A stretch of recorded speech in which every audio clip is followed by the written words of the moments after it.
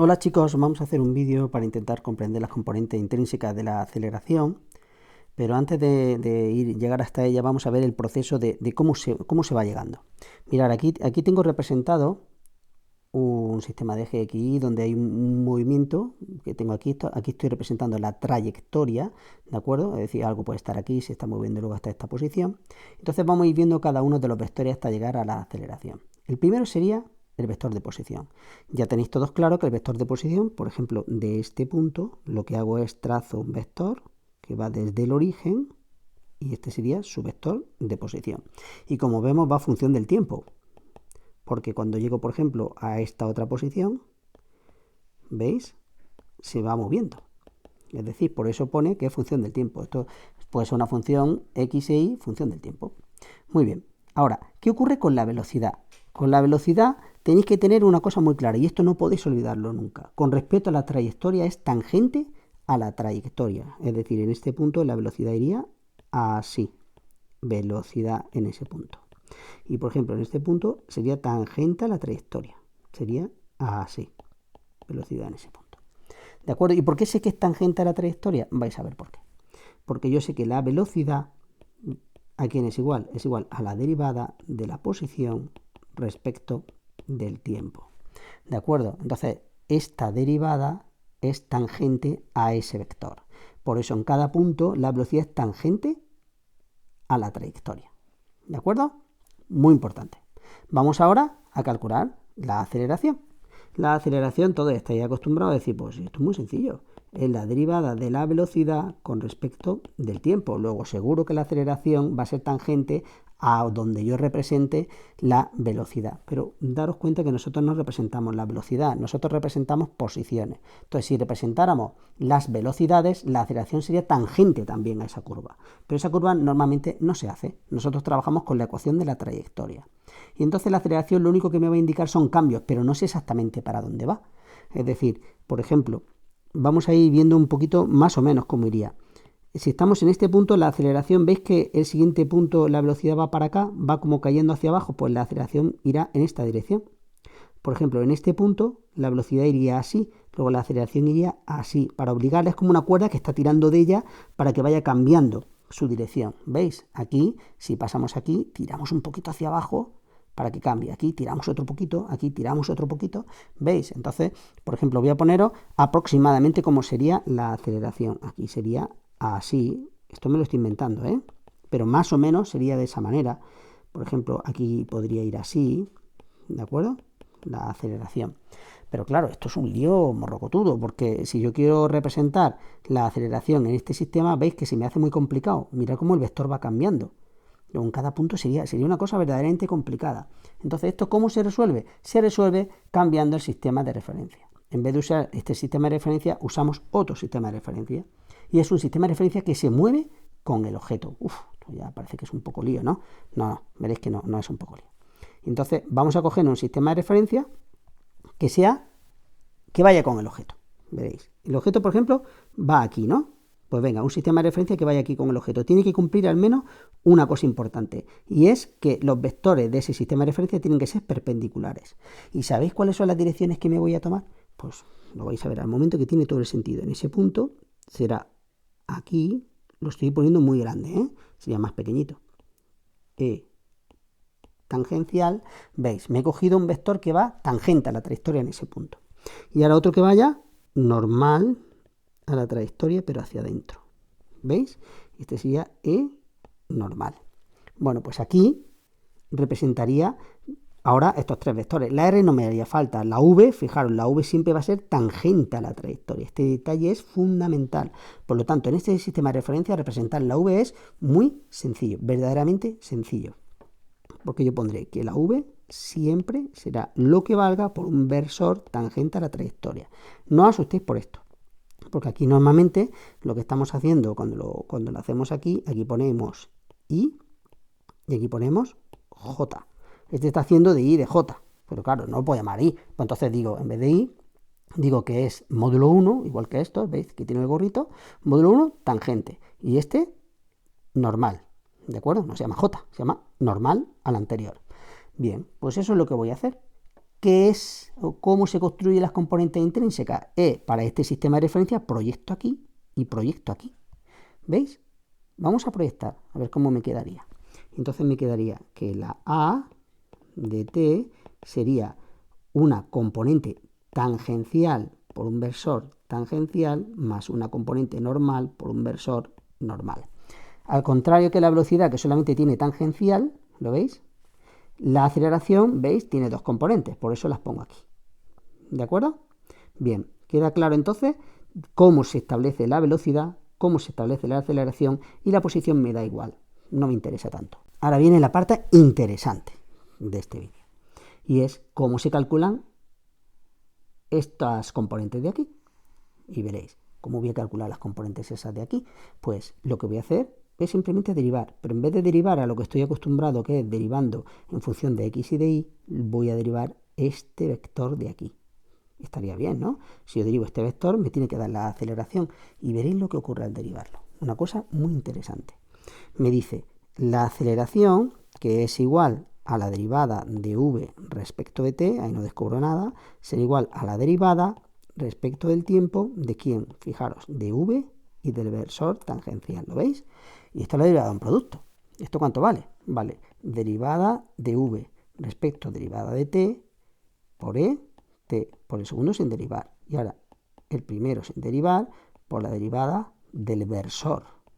Un poco rarete, ¿no? Vale, esto se tarda bastante, cuando subáis de nivel veréis que esta derivada es un poco complicadilla de hacer, se tarda un poquito, pero ya os puedo dar un poco el resultado. Fijaros, aquí veo que la tangencial sí sé cuánto vale, es la derivada de v respecto de t, pero ¿quién es v? ¿V es la velocidad? No, v es esta de aquí, es el módulo de la velocidad. Si yo derivo el módulo de la velocidad, esa sería la componente tangencial, y esta de aquí os voy a poner cuánto vale el resultado final. Sería derivada de v respecto de t por e tangencial más esta, vale, esta de aquí, vale v, el módulo partido por r, donde r es el radio de la circunferencia que establezco en cada instante. Diréis, esto es un poco complicadillo. Sí, en ese aspecto sí es un poquito complicadillo. Vamos a ver si logramos verlo. Si yo me voy, por ejemplo, a este punto, y yo quiero generar ese punto mediante una circunferencia, ¿cómo lo voy a hacer?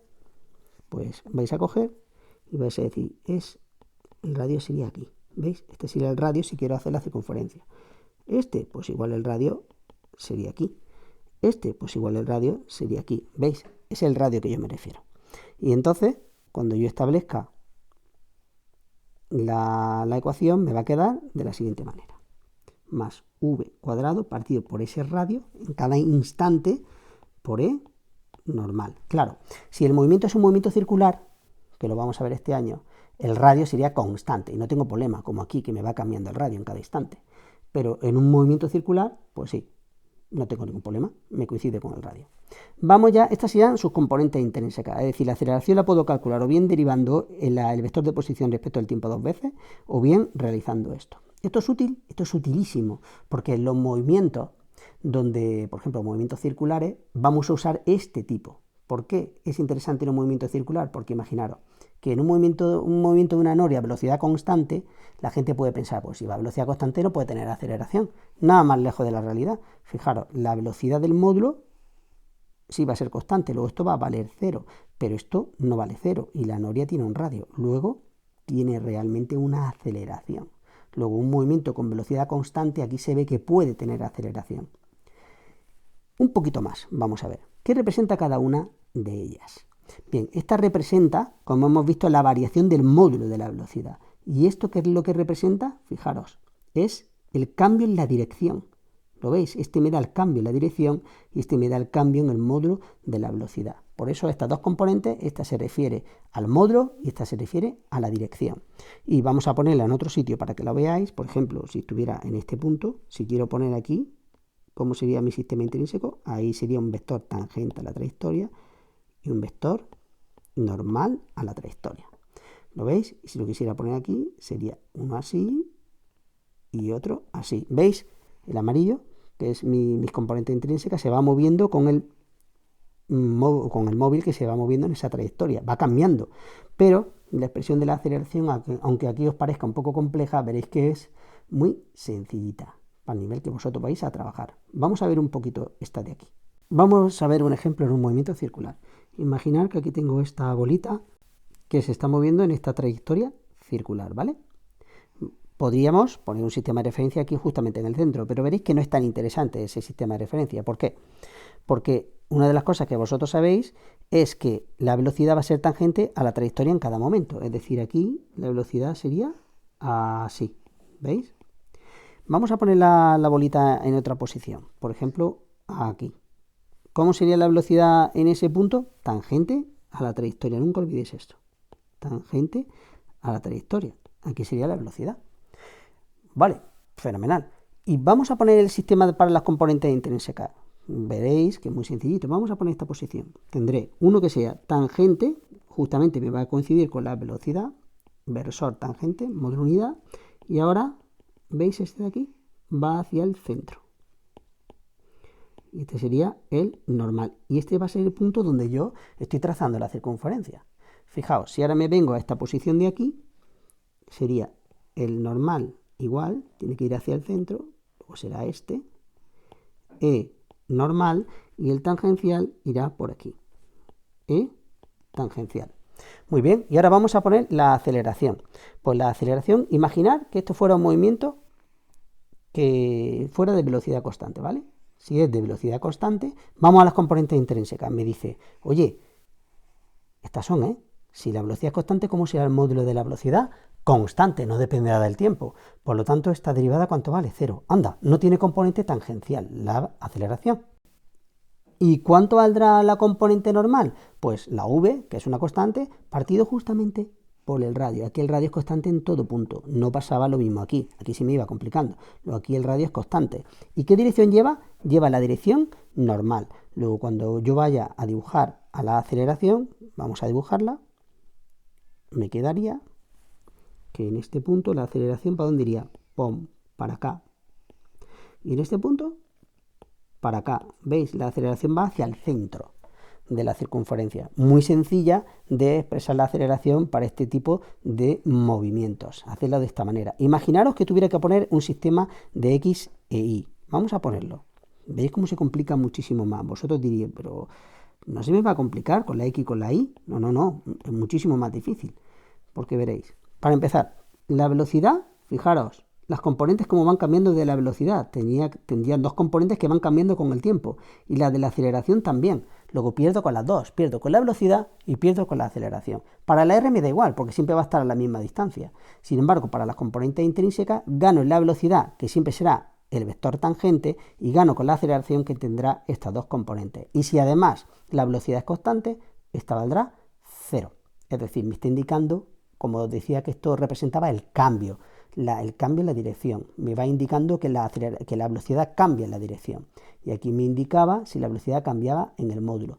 Es decir, si yo tuviera que además la velocidad no fuera constante, entonces ya no iría hacia el centro, vendría para acá y tendría dos componentes. ¿De acuerdo? Vamos a pensar, por ejemplo, en un movimiento rectilíneo. ¿Qué pasaría en un movimiento rectilíneo? Si yo estoy en un movimiento rectilíneo, ¿cuánto vale el radio para trazar esa línea recta? El radio tendría que irme al infinito, por lo tanto esto vale infinito, y algo que vale partido por infinito vale 0. Luego en un movimiento rectilíneo la componente normal vale 0 y solamente tendría la tangencial. ¿Y esto a qué os suena? ¿Veis que os suena aquí? Es como si estuviera calculando la aceleración como la variación. En este caso sería del módulo, que va a corresponder con el vector porque solamente tengo una sola componente. ¿De acuerdo? Espero que lo hayáis entendido. Ya sé que es un poco complicado, pero lo interesante es que veáis bien este vídeo y hagamos algunos ejercicios. Nada más, con esto me despido. Un saludo.